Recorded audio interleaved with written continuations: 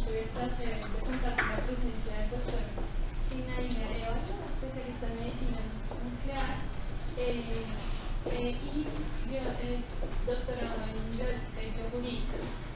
Como sabemos, ya en marzo salió un nuevo decreto que trata de regular cómo vamos a nosotros enfrentarnos a los pacientes al final de la vida y cuál va a ser nuestro papel. Para nosotros como pediatras es muy importante saber sobre este tema, conocer cómo abordarlos y también como institución. Por eso quisimos junto con el grupo de todos los residentes y los pediatras invitar al doctor Sinaí, que es experto en el tema, para que nos instruya y nos dé su opinión al respecto. Muchas gracias. Muchas gracias. Muy buenas tardes. Buenas tardes. Lo de expertos tal vez no, siempre eso está muy reciente y creo que expertos estamos ganando todos muchísimo terreno. Sin embargo, sí, y creo en poder entender que lo que queremos es hacer algunas precisiones de índole técnico, algunas precisiones de índole médico, algunas precisiones de índole legal y por supuesto precisiones de índole ético con respecto a muerte digna. Pero creo que el chiste es aquí. Taxonomía es simplemente la separación, la aclaración y la división exacta de las cosas. Entonces me voy a comprometer con ustedes en hacer un intento por una separación taxonómica de algunos conceptos, de algunas cosas que nos tienen hoy aquí hablando de eso. Y por supuesto voy a sugerir algunas preguntas. El rol del filósofo es ese, es sugerir preguntas para que cada uno vaya contestando de la manera que quiera, dependiendo del punto de vista y de la argumentación que tenga. Y eso sí es importante, porque estamos hablando no de muerte, es una excusa. Estamos hablando de vida, del complemento de la vida, que es el final de la vida, que se puede dar en cualquier instante. La posición que voy a adoptar hoy es una posición eminentemente académica, a pesar de ser presidente del Comité Técnico-Científico de Muerte Digna de la Fundación Carlos Infantil y de ser profesor de ética del mundo de ustedes. Y digo ahí abajo que deliberadamente voy a tomar una posición firme porque voy a ser absolutamente riguroso en la exposición de términos, porque ahí es donde está la parte fundamental de todo el entendimiento, pero sobre todo de lo que va a proteger a nuestros pacientes. El último nos hicimos médicos y nos hicimos cuidadores y nos hicimos enfermeras y nos hicimos porteros trabajando aquí para cuidar pacientes. No tiene ninguna otra razón. Los que estamos aquí es porque nos interesan los pacientes. Los voy a invitar entonces a que nos montemos en esto y juguemos como si fuese un dron y nos paramos encima como de una gran pirámide, en donde mirando desde arriba nos encontramos una primera plataforma que es este gris que está aquí, donde están las leyes y derechos. Los derechos no son sino valores protegidos. Eso significa que son valores que nosotros hemos pactado y hemos decidido de alguna manera proteger. Proteger en la Constitución, proteger en cualquier tipo de situación, de cualquier tipo de condición, o de proteger específicamente en la Constitución, en los derechos humanos, o cualquier otro elemento o carta que hayamos decidido firmar o pactar. Y eso es importante. Después de eso y sobre eso aparecen dos conceptos interesantes. Uno que se llama calidad de vida. ¿Y por qué digo interesante? Porque en pediatría calidad de vida tiene una connotación mucho más especial que para cualquiera de nosotros. La calidad de vida de los niños se lee a través de sus padres y sus cuidadores. Interesante. Y solamente podríamos percibir esa calidad de vida en los pacientes que tenemos en pediatría, mirándolos a ellos, pero mirando el conjunto. Primera cosa. Segundo concepto, dignidad.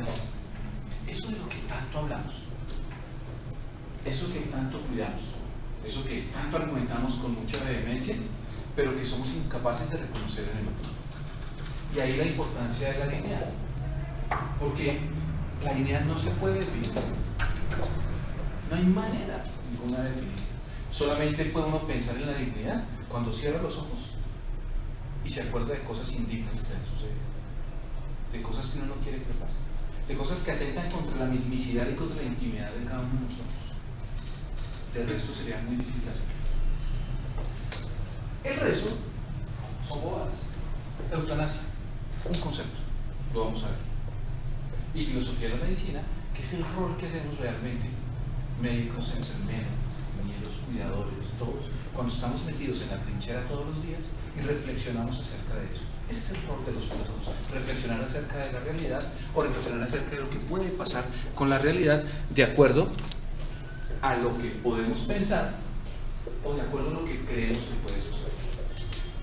Como les dije, la idea es sugerir un par de preguntas. Realmente durante la presentación no hay un par de preguntas, hay algunas preguntas. Unas muy sencillas como estas, ¿cierto? Una muy sencilla que dice que cómo podemos responder acerca de la rectitud o equivocación de algunas decisiones que tenemos que tomar en algún momento. Decisiones complejas como esta que estamos diciendo al final de la vida. Decisiones de a quién ponemos en un ventilador, decisiones en que vale la pena tener en un ventilador. O decisiones que a veces uno dice, ¿debo salir o no debo salir? Todo son decisiones que no podemos de ninguna manera evadir. Pero la pregunta es, ¿qué tan pesadas son esas decisiones? ¿Qué tan fuertes son esas decisiones? Ya miraremos. Para algunos pueden ser muy sencillas, para otros pueden ser muy fuertes. Depende del momento, las circunstancias, el individuo que tiene al frente y de cómo yo enfrente esa toma de decisiones. Dos preguntas más para poder seguir arrancando y que tienen que ver con eso de final de la vida. Cada vez las preguntas son más sencillas, ¿cierto? ¿Tiene el hombre derecho a disponer de su vida? Cada uno de ustedes cree que tiene derecho a disponer de su vida. O no estoy preguntando si tenemos derecho a disponer de la vida de otros. Pues, ¿creemos que tenemos derecho a disponer de mi vida? ¿Desde dónde digo sí o desde dónde digo no? ¿Qué me afianza para que yo pueda decir si puedo o no puedo o responder eso? De nuevo, su bioeticista no va a responder esto. Y no voy a responderlo, no me falta nada. ¿Qué debe hacer el doctor? ¿Qué debe hacer el médico ante un paciente que seriamente recurre a él? Recurre a mí, ¿cierto? Para poner fin a una vida que él define como insoportable. O es él el que está diciendo, no soy yo. Yo salgo, me quito la bata y me voy para mi casa. Me voy a estudiar, me voy al cine, me voy a cenar, me voy a dormir. Pero él se queda con eso que define como insoportable. ¿Cómo me enfrento yo a eso? Sé yo, o por lo menos entiendo, que es insoportable. Podríamos no saberlo, podríamos de pronto ni siquiera entenderlo. ¿Y dónde se sucede lo que vamos a mirar? Cuando a mí me dicen que es vida, lo primero que se me ocurre a mí es pintar eso, un gusano.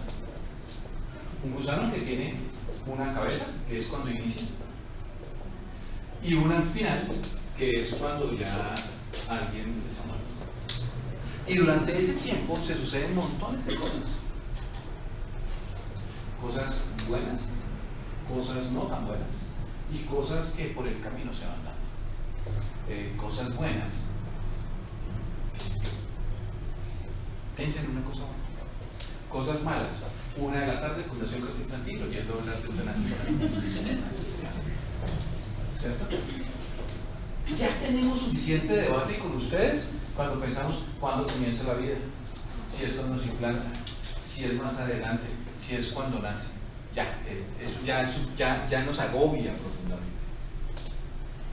En algún instante nos agobia y podría preocuparnos ese sujeto que está en un ventilador, excursionando, que de pronto le mueva la cabeza y ahí estarían las muertes encefálicas, ahí estarían los estados vegetativos, un montón de cambios en los estados de conciencia que ya también nos agobian todos. A algunos más que a otros, a los intensivistas más que a otros, pero agobian al mismo tiempo y pueden agobiar a su familia. Acuérdense que cuando hablamos del niño y su familia. Pero en el mientras tanto, le puede suceder cualquier cantidad de cosas. Uno pensaría, y cuando hablamos auditorios muy generales, pensamos en muerte y de una vez se nos mi abuelita, un adulto mayor, cáncer. No, se suceden con la muerte situaciones diferentes. Se suceden con la muerte situaciones en cualquier momento. Voy en una moto y me traen timidez. No estamos pidiendo orden ni nada de eso.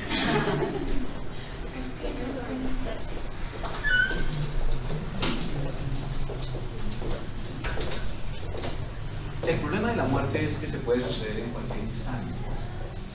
Cuando nos empezamos a dar cuenta de eso, empezamos a sentir cierto tipo de angustia. Y los pediatras empezaron a sentir eso de manera muy reciente. Indudablemente todos empezamos a sentir eso desde ese momento. Para todos es sabido que no estamos preparados para ver un hijo morir. No estamos preparados para ver un niño morir. Nos parece que el simple hecho de que vaya a morir ya es inaceptable.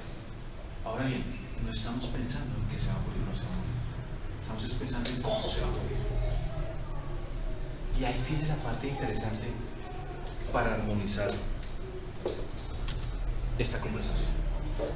El segundo punto para armonizar es lo que sucede en el transcurso de la vida. Y es si tenemos o no tenemos claro qué es salud. Ese concepto que desde 1948 la Organización Mundial de la Salud lanzó, y en el que lo que queremos es, que pensamos que la salud es un estado de bienestar o la ausencia de enfermedad, pues fracasó, hizo algo. Y nos ha tenido en serios problemas. Hoy lo tenemos en problemas. Porque nos pone a pensar que salud es un momento. Nos pone a pensar que salud es la búsqueda de una especie de comillas como de perfección.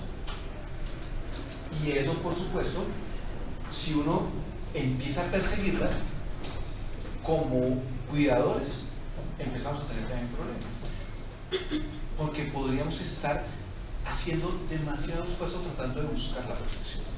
Perfección porque nos dicen que es un estado de bienestar, cuando ni siquiera estamos comprendiendo eso. Por eso decimos que hoy ese concepto hizo agua, ese concepto fracasó.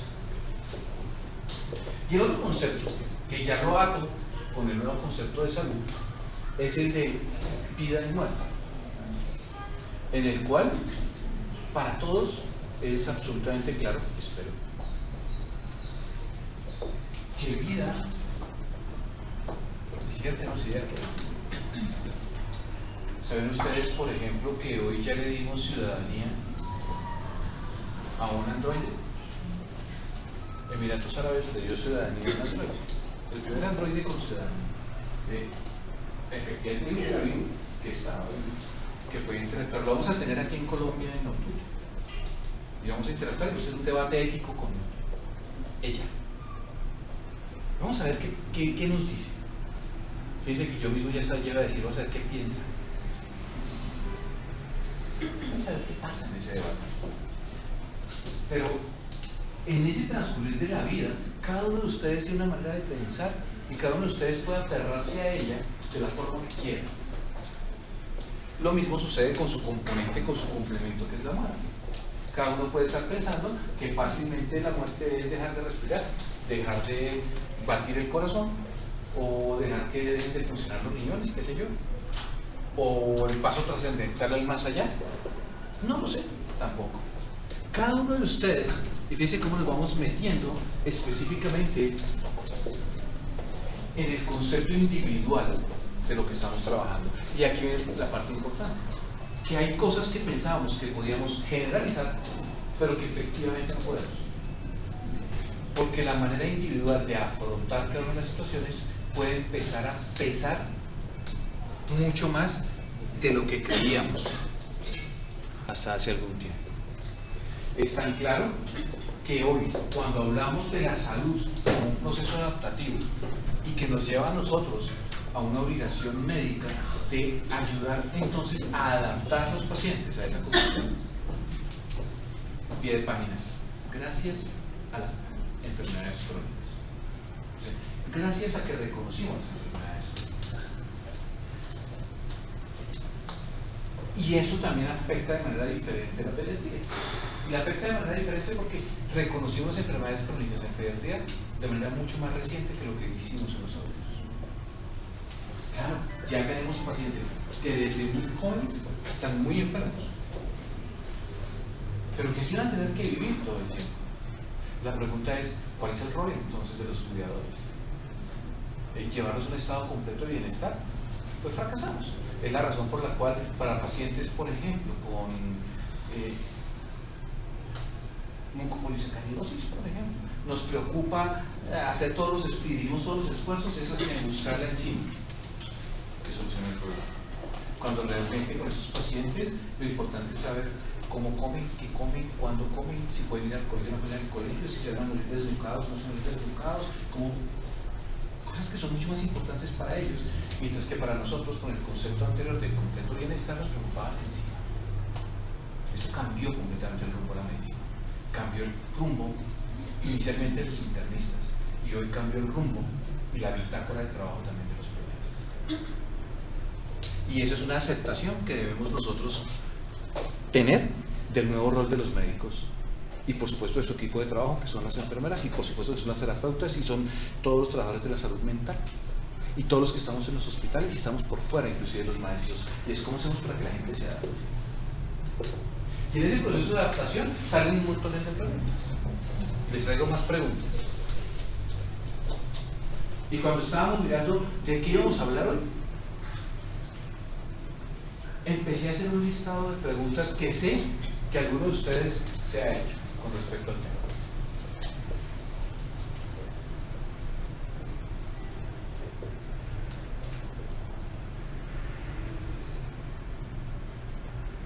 ¿Quién identifica alguna pregunta de las que está ahí con que se la haya hecho? O por lo menos se la hizo hoy, por lo menos una. Levanten la mano, no sean tímidos. Se han hecho por lo menos una pregunta. ¿Es moralmente aceptable la eutanasia? Eso dice. Antes de que la regla yo no contesto. Aquí reflexionamos todos. Pero hay preguntas que son bobitas. ¿Es suficiente para los pacientes procurarles consuelo, acompañamiento y alivio? Claro, cuando ni siquiera lo damos. Cuando ni siquiera somos capaces de llegar y abrazar. ¿Cierto? La técnica de los 9 segundos. Buenos días, soy Sinaí Arevalo, soy su médico, vengo a ver qué le pasa, ¿cómo está? 9 segundos. Eso cambia la historia del paciente, cambia la historia de la relación clínica. Se ha demostrado que con eso solamente se rompe el hielo. No, un cliché, bien, con afecto, sí, y si además uno toca, perfecto. Y así debería uno empezar la mañana todos los días con cada paciente. Pero eso ni siquiera lo hacen. 9 segundos se demora. Y eso cambia por completo. A veces uno no sabe qué hacer. Y solamente hay que hacer eso. Tocar en la puerta, saludar, desear, presentarse y estar listo para oír. Eso es lo que es adicional. Ahora, hay preguntas un poquitico más complejas, ¿cierto? ¿Qué es moralmente peor? ¿Matar o dejar morir? Wow. Puede ser un poco más difícil. Pero vamos a ver cómo con esa taxonomía llegamos a eso. Los médicos, las enfermeras y los cuidadores no nos habíamos dado el tiempo suficiente para debatir estos temas. Nos tuvieron que llevar a debatir esos temas. Nos tuvieron que traer aquí obligados a debatir esos temas. Porque hoy estamos obligados. Obligados probablemente por un susto de decir, ¿y qué tal que me pase? ¿Y qué hago? ¿Y qué tal que sea el paciente que tengo allá abajo? O de pronto a alguno ya le ha pasado y se ha hecho loco o ha entrado en crisis. Miren desde dónde viene todo el camino legal de lo que estamos hablando hoy. Desde 1948 pasamos a 1993 en Colombia y un montón de leyes y sentencias, pero lo más interesante son las sentencias. Estos son actos que simplemente regulan las resoluciones, pero por ejemplo, esta es una acción de tutela. Esta es una sentencia. Esta es otra sentencia. Y ya lo vamos a mirar un poquitico en detalle, por lo menos las que más nos interesan para trabajar en los niños. Eso significa que cuando encuentren ustedes esto de sentencia, es que tanto el tribunal o la Corte Constitucional se ha tenido que sentar a debatir y a reflexionar sobre una situación en particular. O una situación en particular. Eso significa que hemos tenido algún caso de algún paciente que de alguna manera ha ascendido en la escala jurídica y ha dicho, un momento, no me resolvieron y tuvo que llegar allá donde los sabios a que debatieran el tema a la luz de lo que planteamos nosotros como civilización, como sociedad, y han tenido ellos que expresarse públicamente y decirnos cómo actuar, o nos cubre a nosotros completamente. De esas hay una que es esta, que habla inclusive de la Fundación Carlos Magno, de una situación o un caso que manejamos bien o mal, pero manejamos, y del cual aprendimos mucho y aprendió el país. ¿Qué puedo traerles de la Declaración de Derechos Humanos desde el punto de vista? Empecemos a mirar, ¿se acuerdan lo que dijimos? ¿Qué era lo que es eso? Eran valores protegidos, cosas que nos interesan realmente. En el preámbulo de la Declaración Universal de Derechos Humanos aparecen cosas muy importantes, y es el reconocimiento de la dignidad. Fíjense que de nuevo nos hablan de dignidad, nos dicen qué es. Después nos dan más elementos, y cada vez se van tejiendo más elementos que nos van uniendo como ciudadanos del mundo para ayudarnos. En el solo preámbulo vuelven y tocan dignidad otra vez, e inclusive hablan del valor de la persona humana, relacionan dignidad con valor, y todos decimos no, pero ni las personas no tienen valor, o si tienen valor, tienen mucho valor, lo que pasa es que no lo podemos tasar, pero claro que tienen valor, claro que tenemos valor.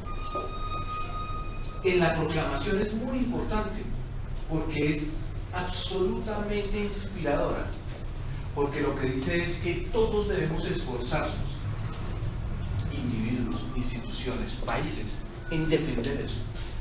Eso es lo que nos hace civilización. Y me traje esos artículos donde recojo algunas cosas que empiezan a tener sentido hoy y que probablemente habíamos pasado derecho. Por ejemplo, todo individuo tiene derecho a la vida, a la libertad y a la seguridad de su persona. Interesante que en el mismo párrafo hablen de vida y libertad,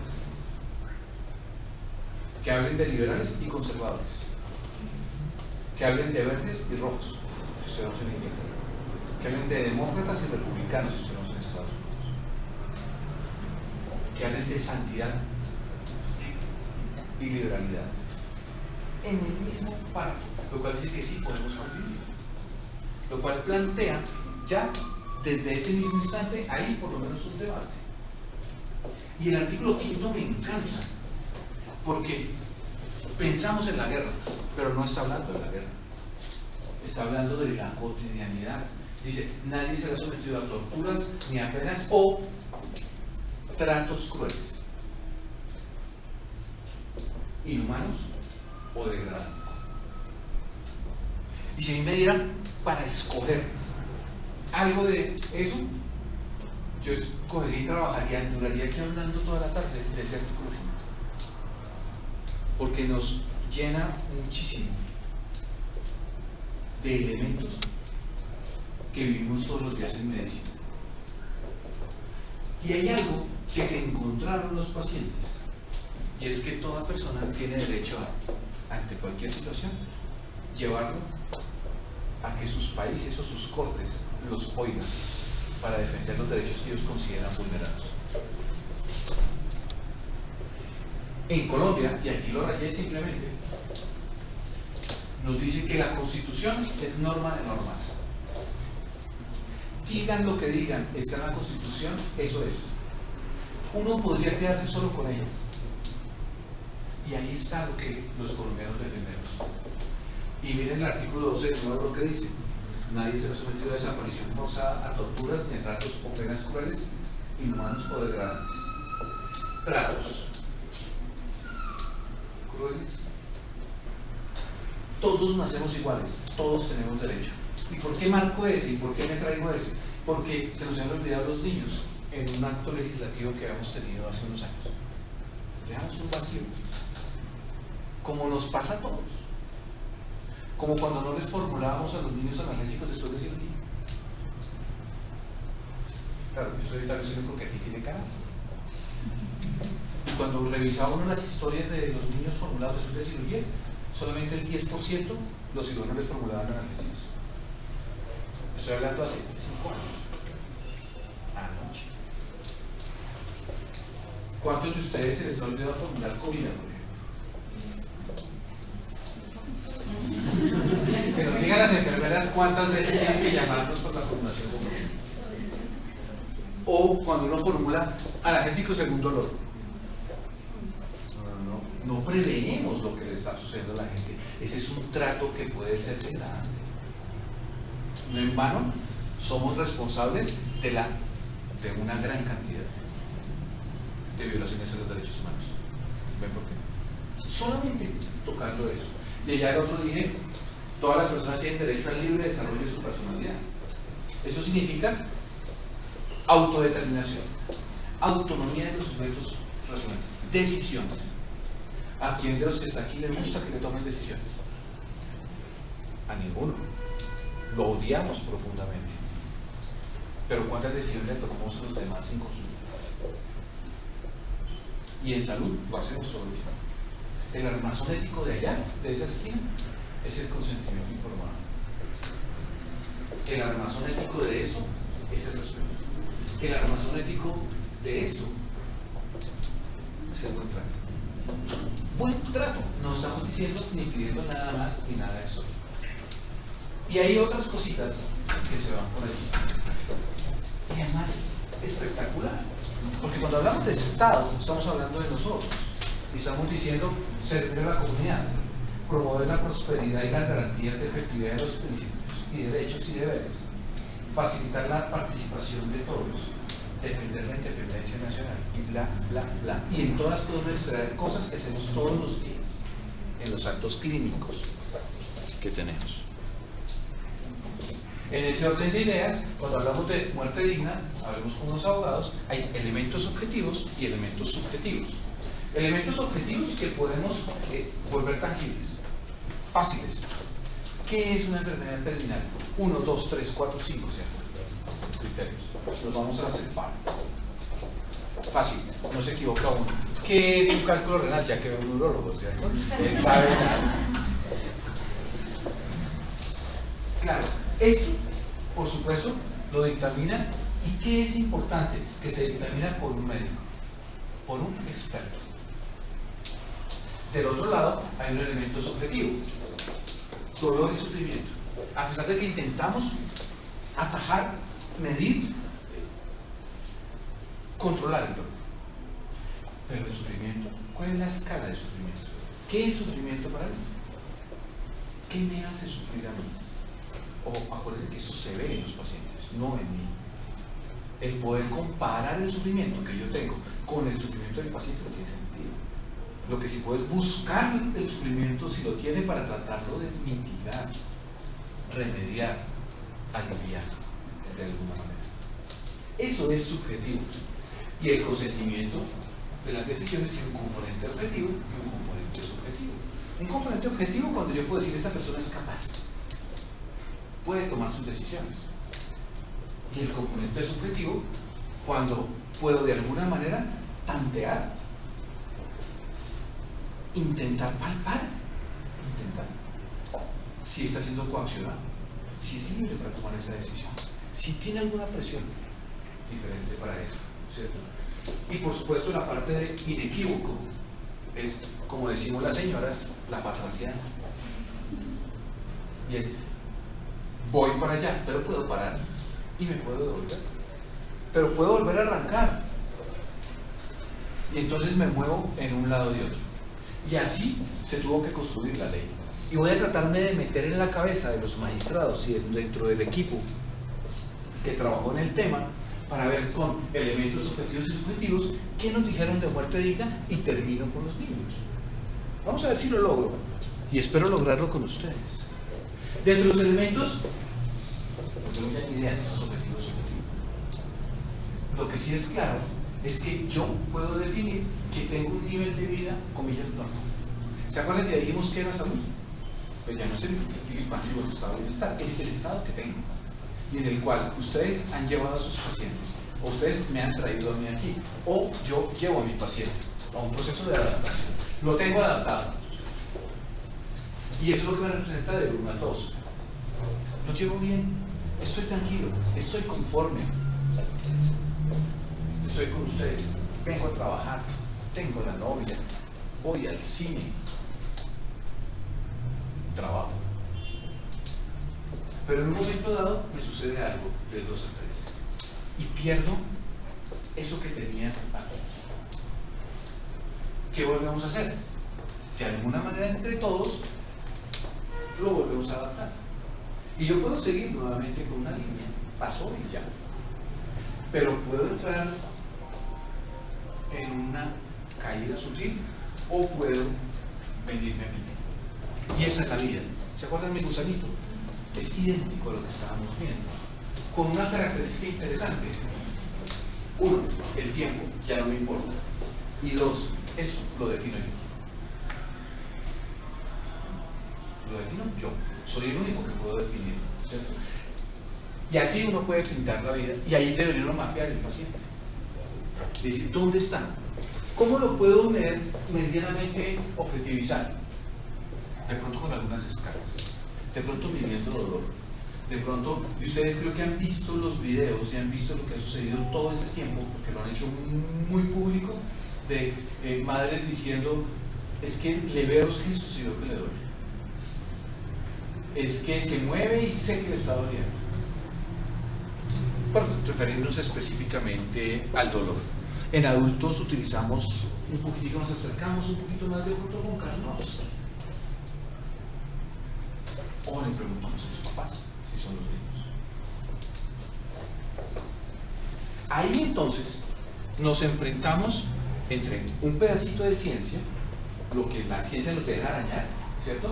Política, todos, pero política de verdad, participación ciudadana, ¿cierto? Y derechos. Acuérdense que derechos son los valores que hemos decidido proteger. Y hay gente bien que dice que la vida humana es inviolable, que la vida humana no se toca en ningún momento, que desde el momento X la vida es la vida, seguramente porque él está ahí. Estoy seguro que es por eso, porque la vida es sagrada, ¿cierto? Y criterios como la calidad de vida no tienen importancia, porque no importa cómo vaya la calidad, lo importante es que la vida esté, porque la vida me la han dado y tengo que cuidarla, y solo quien me la dio me la puede quitar. Esa santidad de vida, ¿cierto?, es fantástica y ha acompañado a la sociedad judio-cristiana durante muchísimo tiempo. Ella misma ha alado completamente todo lo que tiene que ver, y ahora entiende uno por qué desde esa posición de santidad de vida tenemos un no a la terminación del embarazo y tenemos un no, por supuesto, a la terminación de la vida, independientemente de cómo la lleve. Aquí no importa el cómo, lo importante es tenerla. Pero hay otros individuos, ¿cierto?, en los que el concepto de vida humana es diferente. Ya la vida no se considera, comillas, inviolable. ¿Puedo terminar la vida? ¿Se acuerdan las preguntas que poníamos? Claro, desde esa lista se puede contestar. Y entonces lo que dicen es, la vida, claro, valiosa, sí, la vida la cuido, sí, pero ya no me interesa el tiempo, sino me interesa el cómo la llevo, el cómo la tengo. Desde mi individualidad yo defino cómo es mi vida. Desde la individualidad yo defino qué quiero para mí. Porque estoy convencido de que hay cosas más valiosas que la vida misma. Y que hay cosas peores que la muerte. Que son las dos lecturas.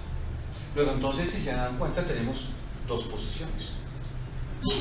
Desde esta posición de calidad de vida, en los que hay cosas más valiosas que la vida misma y hay cosas peores que la muerte, uno, y de la otra, donde no importa, la vida es lo más valioso, la vida es sagrada. ¿Quién se mete en ese lío? ¿A quién no le importa? Al paciente.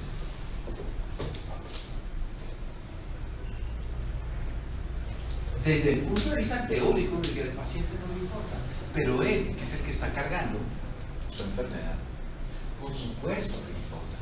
Mientras nosotros estamos debatiendo quiénes se matriculan aquí y quiénes se matriculan aquí, él es el que está cargando. Luego entonces él es la carne del sándwich. Y mientras nosotros debatimos, el paciente lleva.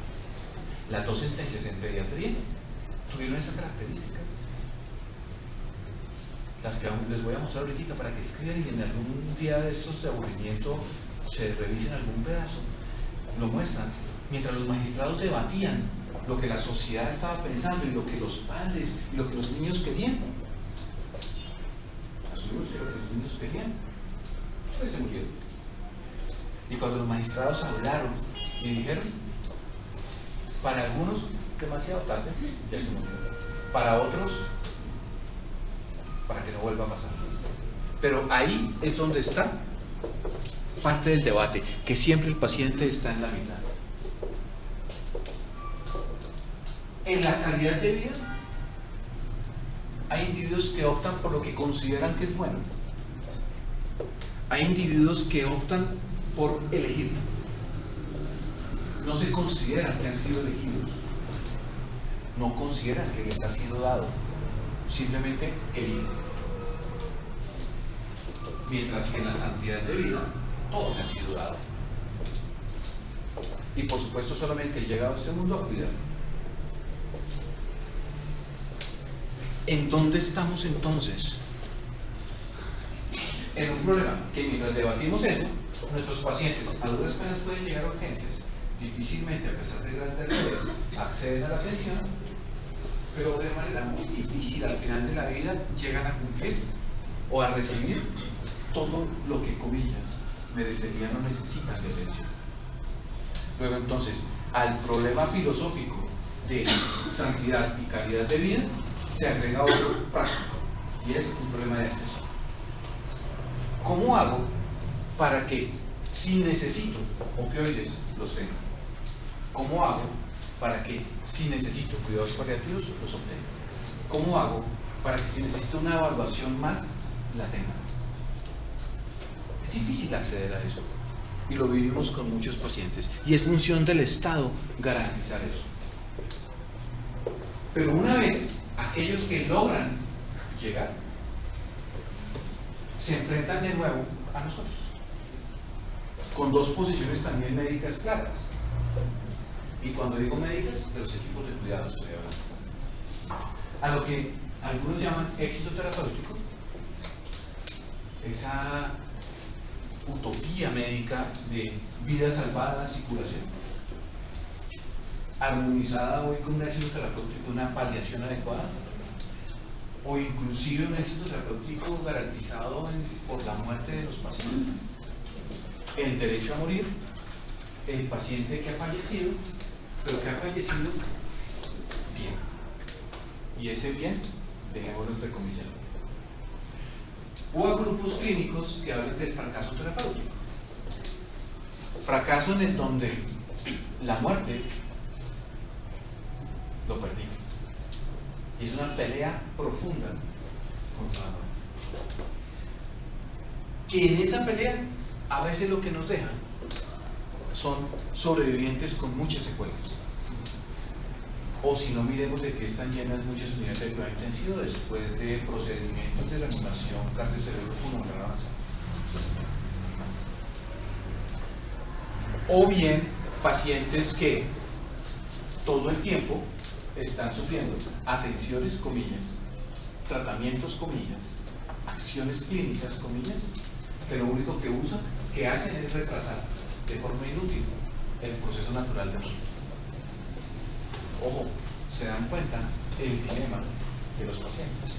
Siempre el paciente está en la mitad. Mientras nosotros tratamos de aclarar éxito terapéutico y fracaso terapéutico, de nuevo el paciente está en la mitad.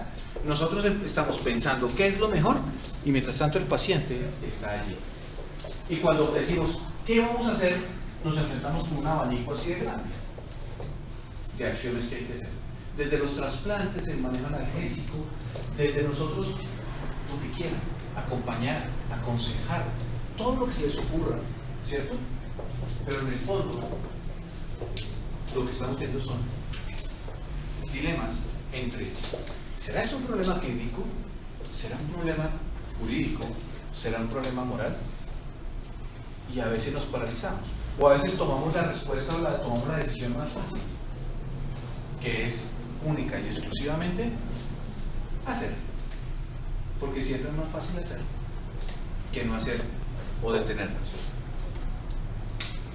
De nuevo el paciente en la mitad. El paciente en la mitad porque no puede acceder. O el paciente en la mitad porque cuando llega nadie piensa en el mejor interés para él, sino estoy yo ocupado resolviendo los mejores intereses para él. No hay nada más simpático, por no utilizar ninguna otra palabra, que cuando hay una reunión de médicos y enfermeras y aparece un abogado y todo el mundo empieza a preguntar, y entonces a las 2 de la mañana yo no puedo operar, y entonces empieza el abogado a decir cómo tiene que ser el ejercicio de la medicina, cuando resulta que es una práctica nuestra normal, con los riesgos que tiene y con todo lo que tenemos que hacer todo el tiempo. Aquí debemos considerar cualquiera de esos términos que están ahí. De pronto el más importante para lo que estamos mirando es no hacer cosas que no generen valor para el paciente. O sea, pensar en el paciente. Cuando uno dice primero mi paciente, aquí el tema se vuelve más importante. O simplemente lo volvemos matemático, ¿cierto? Entonces al borde de la cama del paciente saca una calculadora y dice el esfuerzo asistencial es la función de la autonomía, ¿cierto?, contra el éxito que pienso obtener, los años de vida que le quiero dar a mi paciente, ¿cierto?, los años de vida saludables, ajustados por calidad y por debajo de los costos. Y sobre eso actúo.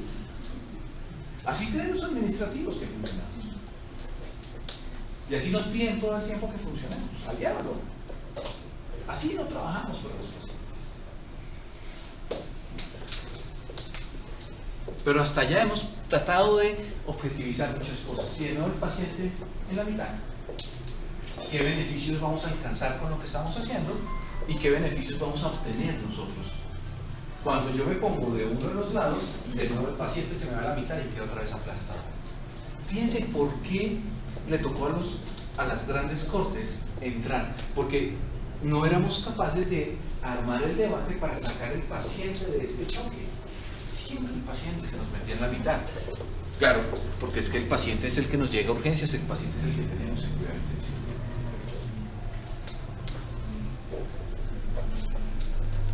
Solo un jueguito. ¿Qué es el plan A? Una acción ejercida por un médico. Una acción cuando tengo un paciente que está cercano a la muerte. Una acción en la que el paciente me ha dado su consentimiento. Y una acción en la que o con la que yo voy a tener la intención de que se haga. Ya, eso es todo. No necesitamos más. Repito, el paciente está consciente y dice sí, me quiero morir. El doctor dice sí, voy a hacer algo y con eso se va a morir. Y el doctor lo hace. No hay eutanasia si no lo hace un doctor. No hay eutanasia si el paciente no da su consentimiento. Y no hay eutanasia si no hago algo que efectivamente se lleve al paciente. Si no, el resto lo encuentran ustedes por ahí.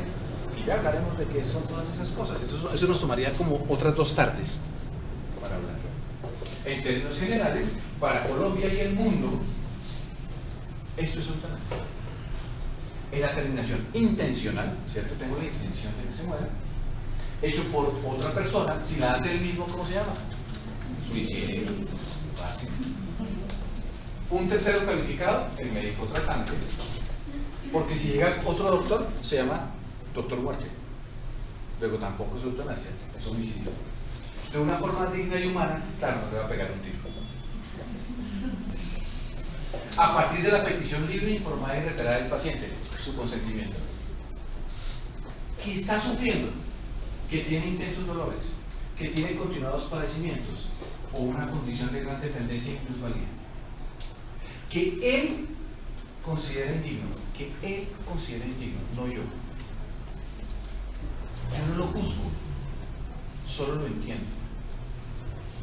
A causa de una enfermedad terminal o crónica irreversible o una grave lesión corporal.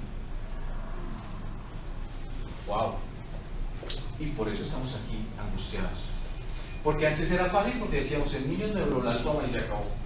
Y los de adultos decían cáncer y ya, el resto no nos toca. Hoy nos entran los pacientes con falla cardíaca. Hoy nos entran los pacientes con males crónicos. Hoy nos puede entrar un paciente con una artritis reumatoidea. Hoy nos entran montones de pacientes. Por eso no hay una lista. Por eso no nos vamos de shopping. Están ahí los pacientes. ¿Cuántos de esos pacientes están ahí? ¿Qué es lo que ha faltado? ¿Qué lo piden? ¿O cuántos lo han pedido y no lo hemos oído? Fundamental eso que escribí abajo. Ya han visto, ustedes encontraron unas frasecitas ahí abajo, ¿cierto? A veces un poco lapidarias, a veces un poco aclaratorias. Aquí esta es fundamental.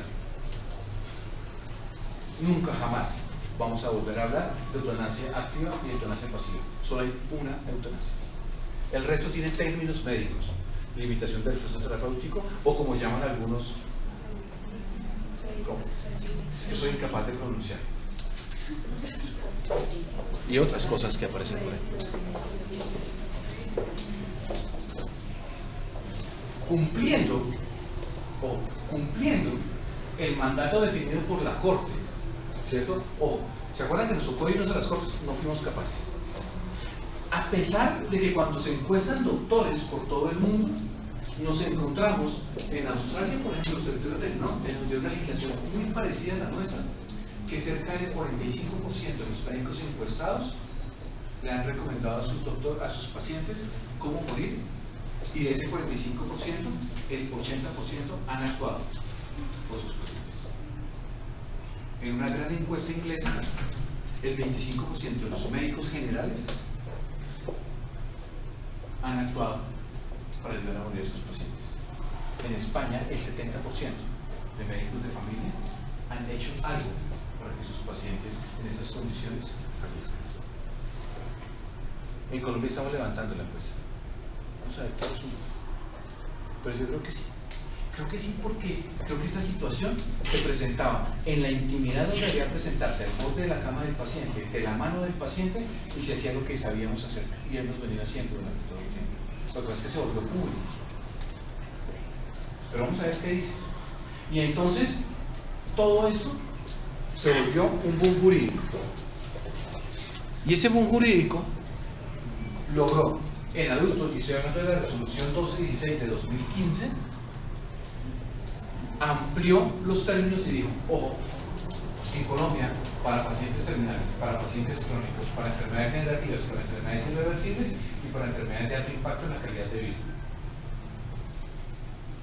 Todo aquel que decía que era solamente para pacientes en estado terminal, mentiras. Y ya estaba desde 2015. Por lo menos para adultos. Refuerza de forma importante el concepto de médico tratante, que es aquel que conoce a su paciente, que hizo el plan de manejo, que hizo el plan de egreso, que hizo el plan de comunicación. Ese es el médico tratante. Y que además alistó el equipo de trabajo. Mala concepción. Ah, es que yo no soy tratante porque digo que yo duro aquí 24 horas. No, es que usted conoce a su paciente, usted alistó todo el equipo, usted llamó al nefrólogo, usted llamó al neurólogo, usted lo formuló, usted hizo un plan de trabajo, sigue el plan de trabajo, usted habla con la familia, usted entra a cuidado intensivo a ver cómo va su paciente. Ese es el médico tratante. Refuerza los derechos de los pacientes y habla de los derechos de los pacientes. Eso que desde el año 91 está escrito. Habla de una cosa espectacular, dice el sentido de vida. O sea, nos dice que la muerte forma parte de la vida.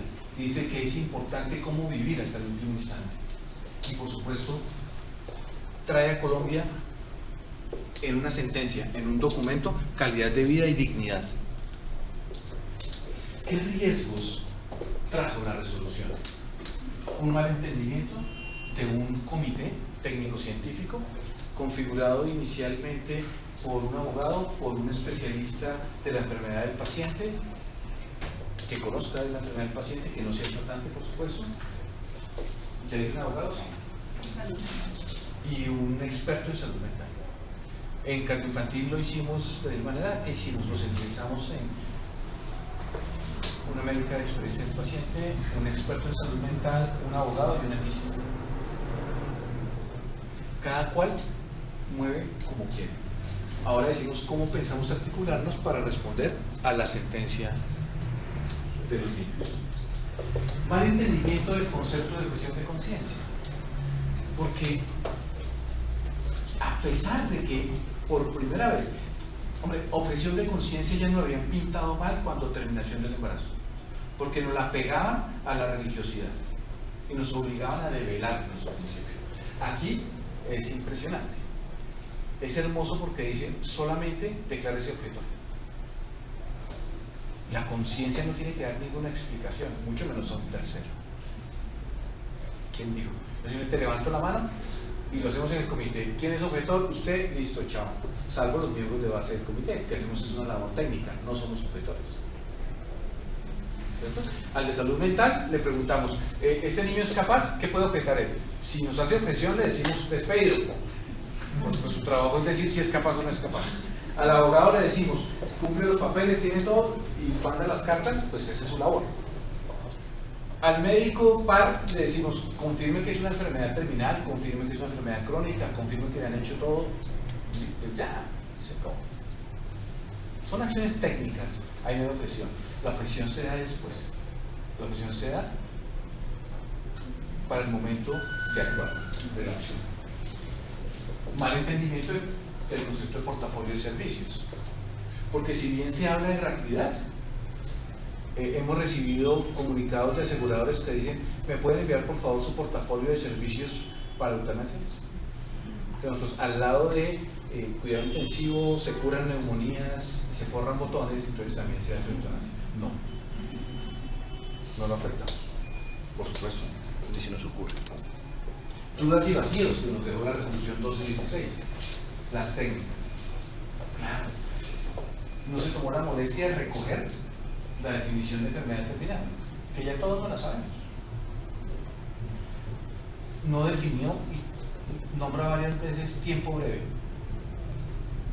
Tiempo breve pueden ser minutos o no sabemos. Si nos vamos a los criterios de enfermedad terminal, hablamos de 6 meses. Ahora el médico experto, nos hubiera encantado que hablaran de médico tratante. Médico tratante se recoge la de los niños de forma muy hermosa. Habla de recursos médicos para hablar de todos los equipos de trabajo. Y dice acciones específicas para, pero no dice cuáles. Ahí nos tocó a todos empezarnos a mover para ver qué vamos a hacer en el momento de actuar. Y nos deja una duda moral acerca del menor de edad. Y por eso estamos aquí. Porque solamente salió en el 2015 y solamente hasta este año entramos al juego de los niños. Y entramos bajo estas 3 vías normativas. Uno diría, ¿qué enfermedad en Colombia hizo que habláramos de eutanasia de niños? Epilepsia. Los dos casos de la sentencia, tanto la T544 como la T721, tiene que ver con niños con epilepsia refractaria. Un niño con epilepsia refractaria que todo el tiempo estuvo muy mal, se fue deteriorando, al cual un asegurador le vulneraba los derechos de atención. Y otro, la T721, de una niña con epilepsia refractaria, a la cual en esa institución le encontramos el foco epileptogénico. Se fue a otro sitio, le hicieron la cirugía para retirar el foco epileptogénico y la niña sufre un evento hipóxico isquémico cerebral que la deja postrada. La epilepsia nos trajo.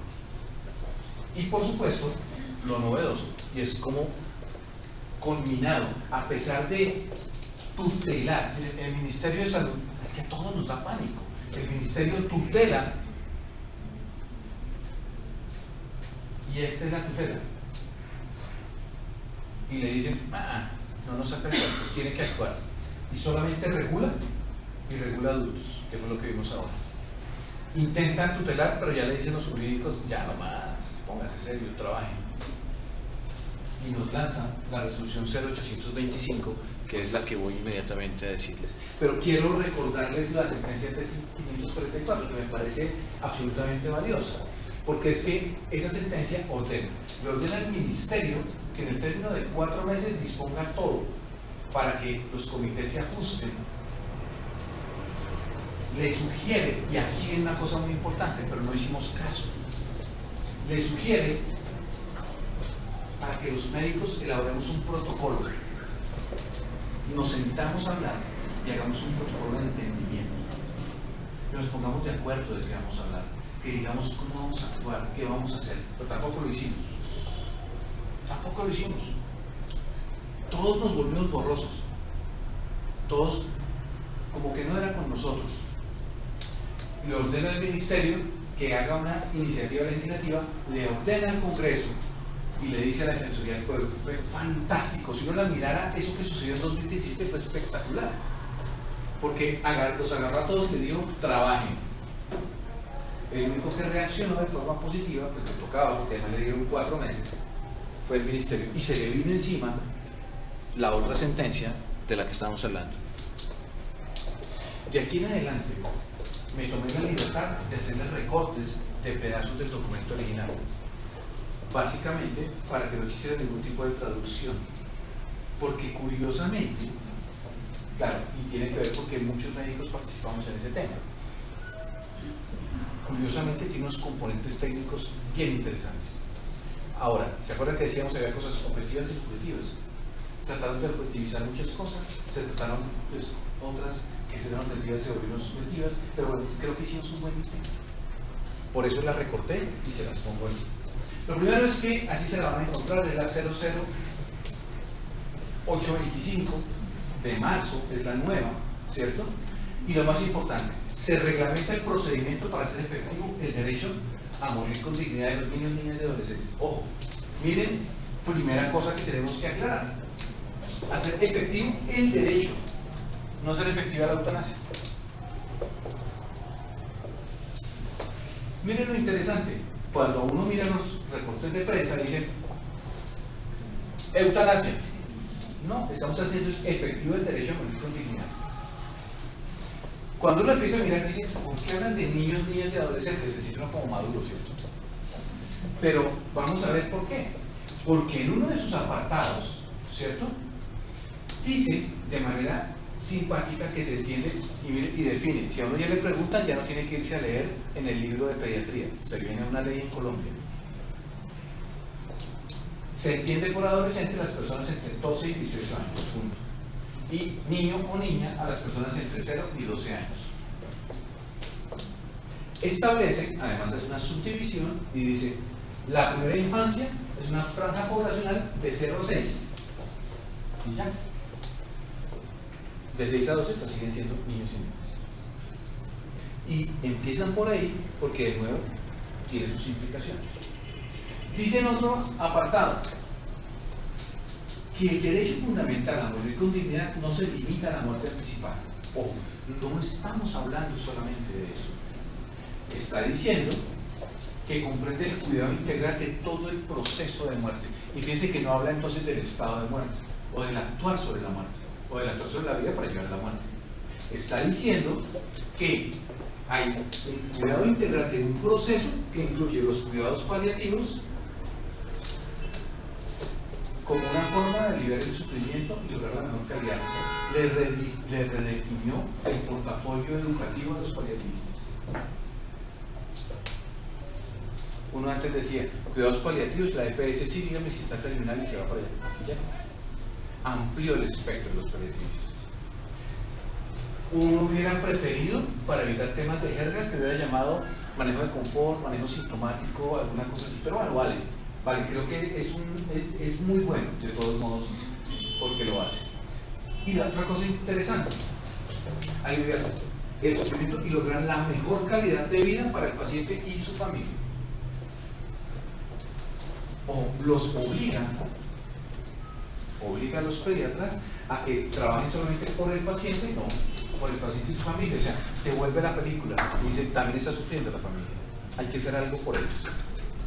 Y por supuesto, habla de todo lo que Colombia es como constitución, como política y como todo. Ese apartado es espectacular. Dice que todo niño, niña o adolescente que presenta una condición, y miren lo interesante, condición que limita su vida o la amenaza. ¿Qué cabe ahí? Muchas cosas.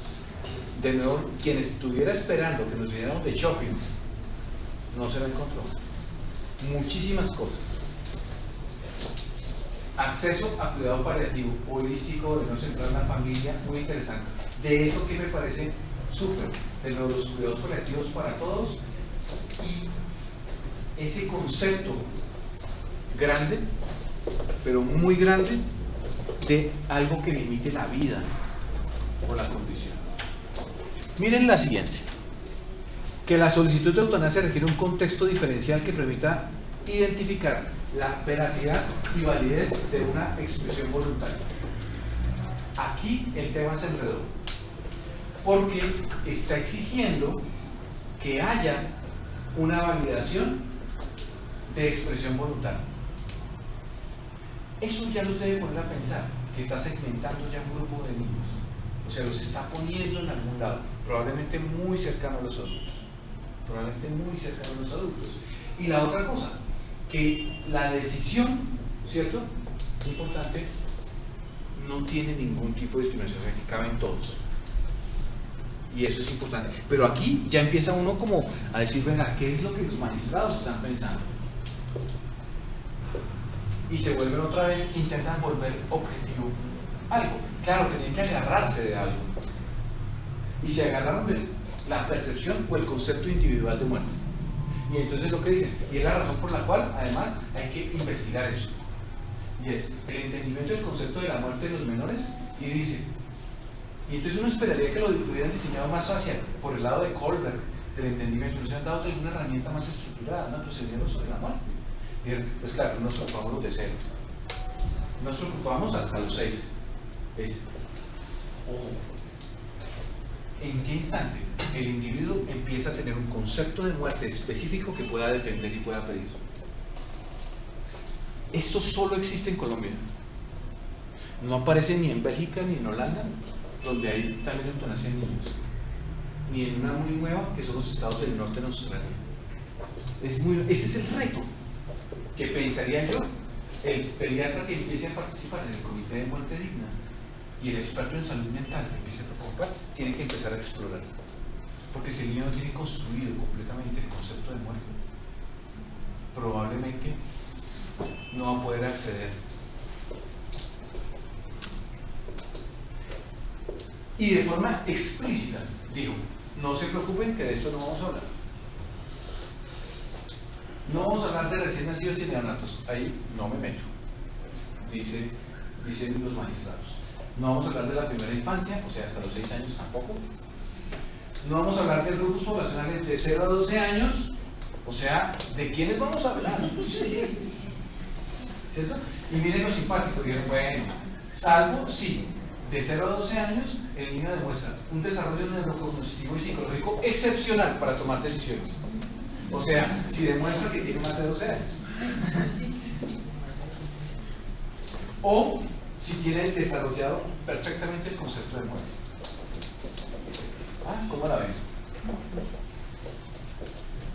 Dice, no lo vamos a hacer en niños, niñas y adolescentes con estados alterados de conciencia, ni con discapacidades intelectuales, ni con trastornos psiquiátricos. Bueno, la pregunta es, ¿y entonces por qué están tan afanados si quedaron como 2 pacientes? ¿Cierto?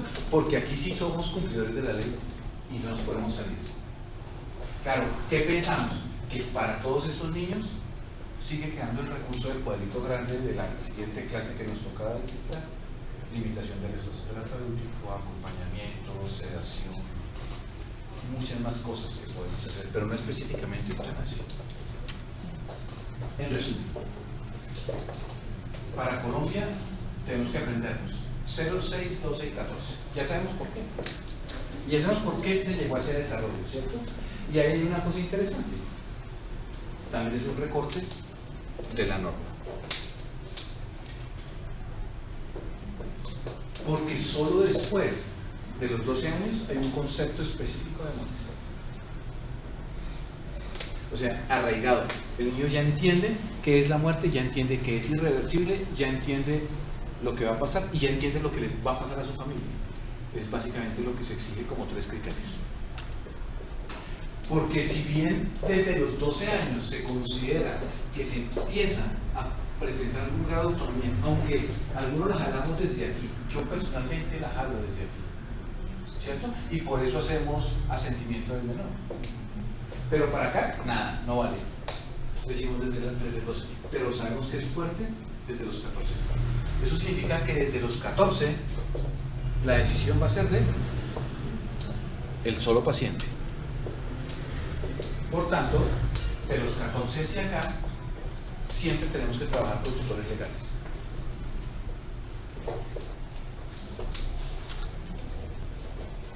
Y aquí está el hiper, super resumen. De 0 a 6 no existe. Nos volvió a quedar algo así. ¿Cierto? No saben qué vamos a hacer con el paciente con ventrículo único, qué vamos a hacer con. ¿Sí? Seguimos mencionando en hospitales como estos. Pues ya miramos qué hacemos. Pero no podemos recurrir a la resolución. De los 6 a los 12, solo por la vía de excepción. Solo aquel que demuestre que tiene 12.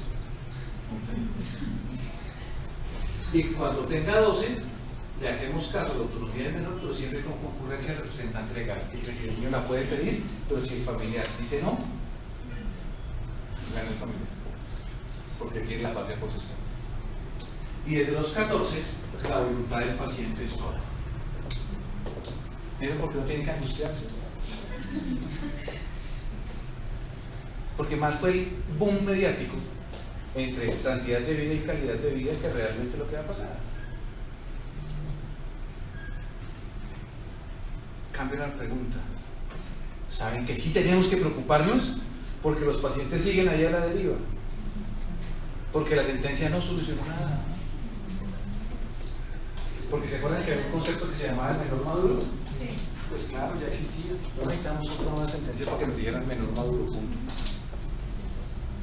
O sea, ¿qué hizo Colombia? Un gran boom mediático del punto de vista jurídico. Que nos aclaró algunas cosas, sí, pero que por alguna razón nos hizo explícito unos no. O sea, nos paniqueó para cosas que se podían hacer y que estoy seguro que se venían haciendo en muchos centros de forma ética. Eso sí es una cosa espectacular. Y creo que valió todo el esfuerzo de la sentencia y de la resolución por eso. Porque se dieron cuenta que el resto no tenía ningún sentido. O sea, tranquilos. Los del comité nos daremos el dolor de cabeza. Pero eso sí es importante, porque el niño, la niña o el adolescente podrá solicitar que se cumplan los principios de proporcionalidad terapéutica. O sea, el niño cuando les diga, venga, se está pasando, tenemos que oírlo. Por primera vez en Colombia los niños tienen voz. Espectacular. O sea, espectacular. Creo que aquí es la ganancia suprema de la pediatría, entendiendo a los pediatras como defensores de los niños, ¿cierto? O sea, voz, les dio voz. Y miren lo último, dice, en ese mismo orden podrá también desistir de la atención de cuidados paliativos pediátricos. O sea, el niño puede decir no quiero. Y lo tendremos que oír. Interesante. Nos puso a estudiar más y a trabajar más. Y ya termino, 3 minutos. Si uno hiciera una gráfica de cuidado y tiempo, independientemente de donde esté el paciente, efectivamente tendría que hacer primero lo que nos enseñaron a hacer, O sea, a diagnosticar y enfocarnos inmediatamente en la enfermedad para intentar, comillas, curarla. Pues ese es uno de los objetivos de la medicina clásicos, ¿cierto? Pero ustedes saben que eso se va agotando en la medida que aparecen las enfermedades crónicas, y en la medida que aparece el cáncer, y en la medida que aparecen las enfermedades neurodegenerativas. Y reconocemos que este es el nuevo espectro y que cada vez hay más pacientes de esa forma. Eso hace entonces que tengamos que prepararnos y ganar habilidades muy novedosas para manejar pacientes con estrategias no enfocadas en la curación, sino enfocadas en el confort, en el control de síntomas y en la calidad de vida. Y ahí no están solamente los cuidados paliativos, a pesar de que esa resolución le amplía el espectro de los cuidados paliativos.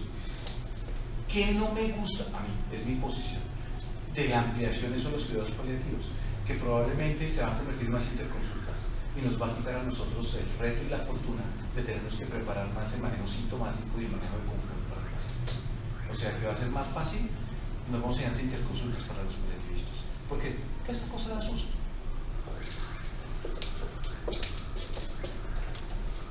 Reconocer que somos incapaces y que se nos agota la vida, reconocer que debemos hacer más cosas hacia el final de la vida, pero que la vida termina y termina con la muerte. Pero lo importante no es que termine con la muerte, lo importante es que podamos controlar el cómo. No se les olvide el cómo se va a morir el paciente. Igual se va a morir, pero cómo se va a morir. Solo y botado de urgencias, sufriendo en su casa, botado en el piso sin visitas, con dolor. Controlar el cómo está en nuestras manos, y ahí se vuelve eso muy importante. Pero independientemente que sea o no sea pediatría, después debemos trabajar en el duelo con dos sujetos adicionales que se nos habían perdido. Uno, la familia, por supuesto, sobre todo en pediatría, por eso que arrancamos con la familia y se nos olvida que la familia sigue. Hay que darle soporte, hay que acompañarnos. Lo que decimos es que la siguiente consulta después de la muerte, que además está cubierta, debe ser para la familia. Y la debe ser ¿quién? El pediatra.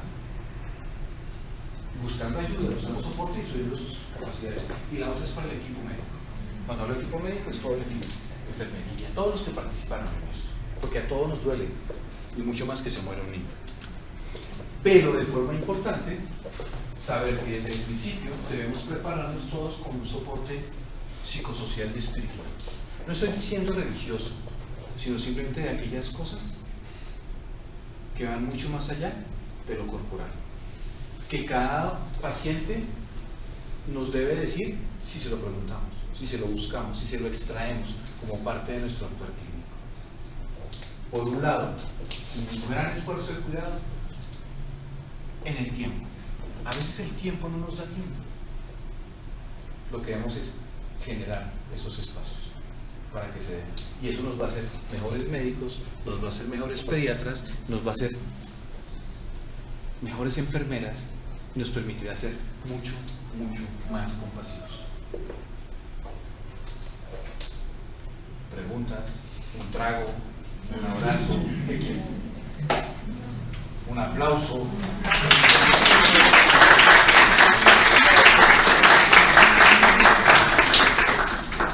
¿Vieron que no había que preocuparse? Pero de que dijeron el martes santo, paseo, pero bueno. Preguntas, comentarios.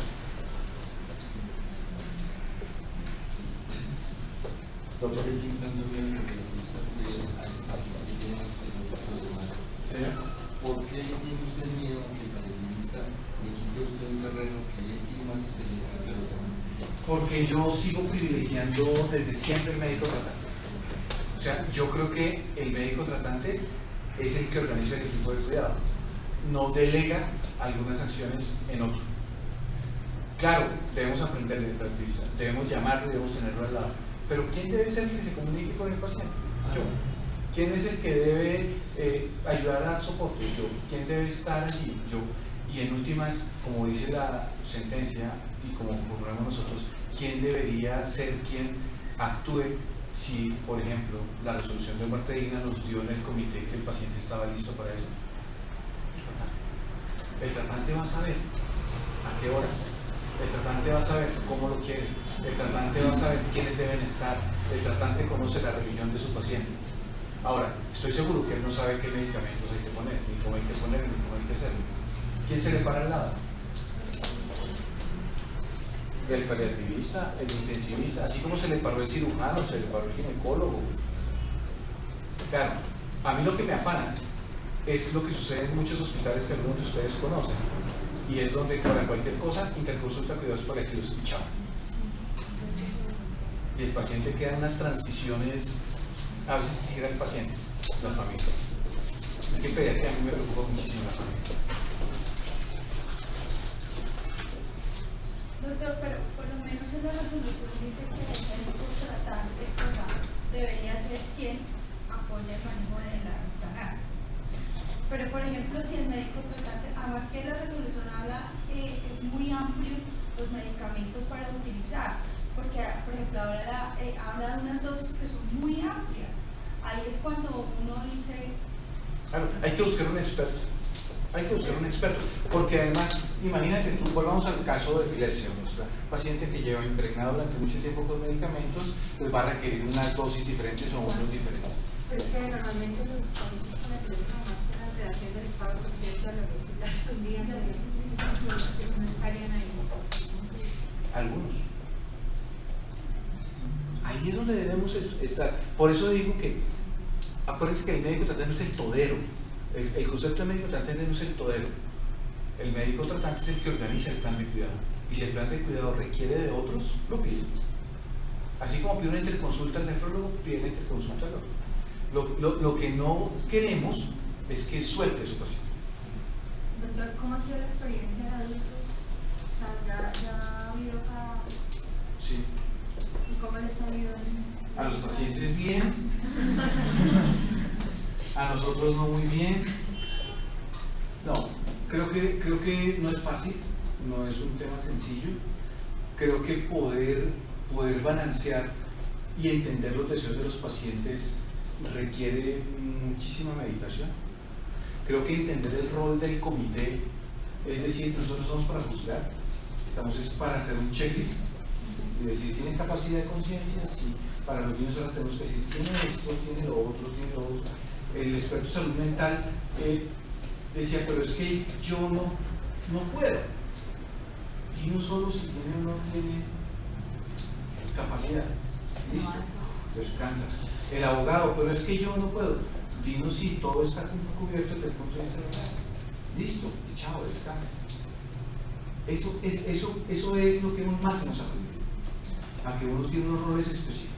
Ahora viene la parte de actuar, que es la parte más compleja, que es donde, por ejemplo, en algunas de las situaciones que hemos tenido con varios doctores, porque en centros como estos buscamos el tratante y nos encontramos varios. Ha sido difícil, salvo en pediatría donde uno se puede identificar de pronto un tratante que conoce bien su paciente y su familia. En adultos es difícil. Y nos llegan, entonces nos invitamos y conversamos. Y todos nos dicen, sí, esto es terrible, sí, está sufriendo, pobre, yo no entendía eso, sí, ok, perfecto. Y entonces, y ahora, objetor de conciencia. Y entonces, ¿quién?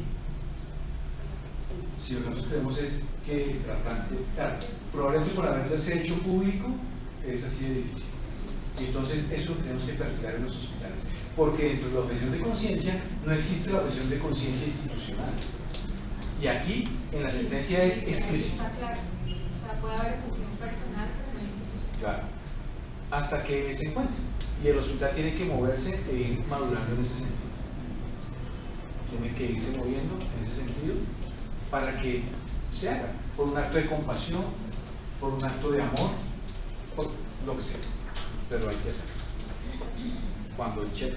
Pero finalmente en adultos quien ejecuta la acción es el médico tratante acompañado al paliativista o cómo lo puede hacer el anestesiólogo. O sea, lo primero que nosotros hacemos, si es sí, mandamos a farmacia a que preparen los medicamentos. El tratante tiene que hacer la formulación de los medicamentos. O sea, pero está El protocolo ya está hecho. Claro, Para el protocolo adultos ya está hay un protocolo de qué medicamentos, a qué dosis y cómo se hace.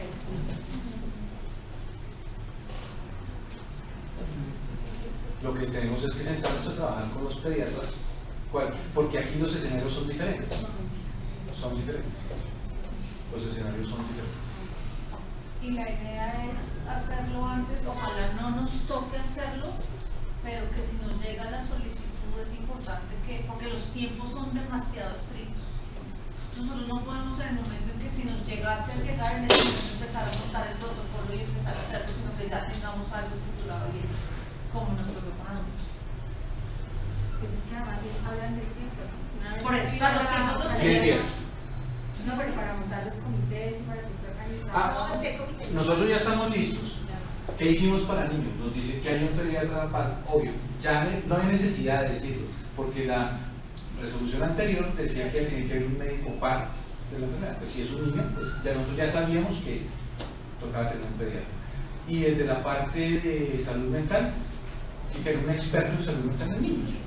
O sea, no se nos modifica para nada lo que hacemos. No, y lo del tratante totalmente de acuerdo, las familias lo piden. O sea, cuando dicen, doctora, pero es que su papá no me abandonó, claro, porque ellos, llega uno como al final, pero ellos todo el tiempo estuvieron con su hematólogo, su nefrólogo, su X, que es el que los conoce pues de toda la enfermedad. Ellos lo piden, las familias lo piden, el niño no. Claro, ahí es donde debemos empezar a reflexionar en los nuevos roles de la medicina. Claro. Además, el tratante es el que sabe, el tratante es el que lo ha visto sufrir. Es más, el tratante es el que lo lleva al comité. Cuando se pide el aval de los padres, ¿es ambos padres? No, la sentencia es clara que dice los padres o el padre responsable. Ni siquiera habla de padre con la patria potestad, no, responsable. Y es otra cosa bonita, legitima la condición social del país. Pero yo escuché en España una vez una demanda de un papá a una mamá por eso, porque la mamá decidió y el otro no estaba de acuerdo y la demandó. Pero fíjate que es lo mismo que nos pasa cuando tenemos un paciente grave, ¿no? Siempre llega el último hermano o el que está por fuera del país y se llega y dice, háganle todo. Pero usted no ha estado. Entonces lo que toca hacer es, ojo, la otra cosa de enseñanza, esto no pasa de repente. Son pacientes que han venido sufriendo durante mucho. Una de las cosas más hermosas de los pacientes que hemos tenido aquí es una mamá que en una entrevista que le hacen, fue feo lo que le preguntó la entrevistadora en la televisión. Le dijo, es que usted se cansó de cuidar a su hija. Y ella le dijo, no me cansé de cuidar a mi hija. Un padre jamás se cansa de cuidar a su hija. Me cansé de verla sufrir. O sea, esto le tomó mucho tiempo de reflexión, esto le lleva mucho tiempo, o sea, eso no es por eso no nos afana la toma de decisiones. No, el cuidador que está pegado es el que dice que termina, el que no está pegado es el que incomoda. Claro, el que quiere siempre pasa eso. Entonces, y en pediatría es fácil, ustedes lo identifican, lo tienen, es sencillo. En adultos ya eso nos da tranquilidad. Que de pronto alguien de la noche a la mañana diga, no, es que mi papá hoy amanecí con ganas de nada. O que el paciente diga, ¿sabe qué? Hoy no. Nada, porque además nos dan los días para poder ratificar que se mantenga la decisión. Poderle hablar. El último paciente que tuvimos se lo dijo a su médico. Su médico no le hizo caso, volvió y lo dijo. Estando hospitalizado, dejó una carta. Y después fuimos a hablar con él y dijo, ay, ¿qué? O sea, esas son decisiones muy meditadas de gente que realmente sufriendo mucho de lo que decía y es lo que habla la sentencia. La sentencia no está hecha para todos, ni está hecha como dicen los medios, llegó a Colombia la oleada de muerte. No, está para esos pacientes que consideran que hay cosas peores que la muerte. Doctor, ¿pueden haber voluntades anticipadas? O Por sea, supuesto. si alguien prevé que va a entrar en un SIGVALE, se lo haya dejado por escrito. Yo a veces cuando me monto en Transmilenio hay una voluntad anticipada. Que creo que es un aprendizaje que debemos tener los médicos. Y es, pídanle voluntades anticipadas a sus pacientes. Cuando digo sus pacientes, a sus pacientes y sus familias. No los dejen entrar a una cirugía mayor sin una voluntad anticipada. Porque es que los ponen a cargar después. O se ponen a cargar ustedes después. Si el paciente ya la tiene cuando está despierto. la tiene cuando está consciente. Entonces, ¿por qué tenemos que esperar a que esté en estado de inconsciencia para hacerlo? Pues es que no hemos entendido. Claro, nos da susto, ¿cierto? La muerte, nos da susto hablar de eso. Tenemos que aprender muchas más habilidades comunicativas. Debemos hablar de eso con mucha más tranquilidad con nuestros pacientes. ¿Va a tener una cirugía mayor? Ven, ¿y tú qué has pensado si sucede un accidente de explorarle en ese momento al niño cuando le hacemos? ¿Y tú cómo consideras la posición de muerte? Y dejarlo consignado. Eso le va a ayudar muchísimo a sus papás, eso le va a ayudar muchísimo a ustedes, eso le va a ayudar muchísimo al país. Lo que pasa es que no hacemos nuestra labor. Nuestra tarea debe ser seria. Nuestra tarea debe ser conocer al paciente. Por eso insistimos tanto en el médico tratante. Si de verdad somos tratantes, conocemos al paciente. Entonces la directriz anticipada es natural. Por eso hago el chiste que me subo a 3 millones que no me directriz anticipada. Claro, me bajo y la rompo, ¿cierto? No va a ser. Claro, no va a ser. Si el tratante se declara presión, ¿igual tiene que estar presente? El tratante es el que lleva. Miren lo curioso. En la experiencia del mundo y local, el tratante lleva el caso y lo lleva al comité, lo impulsa todo el tiempo. El tratante es el que le dice a uno: sí, yo ya he hecho todo lo posible, sí, ya le hicimos paliativos, está sufriendo mucho, es gravísimo. Y uno dice: ok. Eso es. Esa es la función del tratante, ¿cierto? Cuando le decimos: listo, todo listo. Pero él dice: pero yo sí voy y les digo, yo formulo, pero no me pongan a mí eso. ¿Qué también hay que hacer? Aprender nosotros a asumir algunas decisiones. Asumir una decisión que seguramente se hubieran hecho en la intimidad. Uno entiende que cuando esto empieza a volverse un poquitico público, se complica. Y eso también tenemos que aprender. A ver cómo seguimos protegiendo y manejando esto cada vez mucho más cuidado. Nuestras actas tienen fuero, los pacientes buscamos que estén blindados, pero insisto, estamos aprendiendo. Yo soy consciente, como dicen las estadísticas del mundo, que más de la mitad de los médicos del mundo lo han hecho. ¿Qué es lo que queremos ahora? Que se haga bien. Que no termine un paciente. ¿Cuál es el mayor temor de un paciente cuando pide muerte digna? Que no se muere. O sea, ya tenemos un evento adverso. Que no quede, o sea, que siga vivo. Que siga vivo. Le dicen a uno: pero que quede bien muertico. Claro, los pacientes lo perciben. Eso ya lo decidieron, no quieren quedar ahí peor de lo que están. Es una propuesta que se puede hacer abiertamente, el médico tratante la puede hacer. Siempre la hacen. Es más, que vamos a encontrar nosotros probablemente desde la otra semana en adelante en interconsultas o en algo que se hace que no tiene curso. Vamos a generar una cosa que se llama interconsulta a comité de muerte digna. Y oficial, eso no son códigos rojos, eso no es oculto, está protegido por la ley. Puede empezar a pasar que lleguen pacientes de otros países, como pasa en Canadá, que la gente busca los sitios donde Podría pasar. Pues ya nos ha pasado que las EPS piden portafolio. Nosotros, ¿qué tenemos como posición en cardio? Que es para nuestros pacientes, nuestros doctores y nuestros pacientes. Para nuestros No doctores. puede llegar alguien externo: ay, es que yo sé que acá alguien. Claro, de nuevo, cuando eso está pasando, seguramente lo que primero que hace el comité, que ya nos sucedió en un caso, es decir: si está viniendo aquí es porque no le han cumplido cuidados paliativos, es porque no le han dado todo. O sea, ese ya es un sensor, ya lo aprendimos, de que el paciente, nosotros somos garantes de eso. Entonces no te volvemos y decimos: señores EPS, este paciente requiere cuidados paliativos, requiere que el médico tratante se ponga al frente, póngase serio.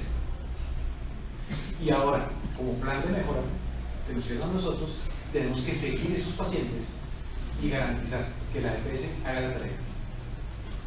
Esa no la habíamos vivido, esa función. Ya la aprendimos. La Corte dijo, y los comités de muerte digna tienen que garantizar que eso se cumpla. Esa no nos la esperábamos. Bueno, pues cumplimos la ley y nos gusta los pacientes. Y lo hacemos. Porque, claro, cuando un paciente viene de otro lado es porque ya su médico tratante lo abandonó. no le han hecho nada, ya, es un centinela de mala atención. Muchas gracias. Gracias.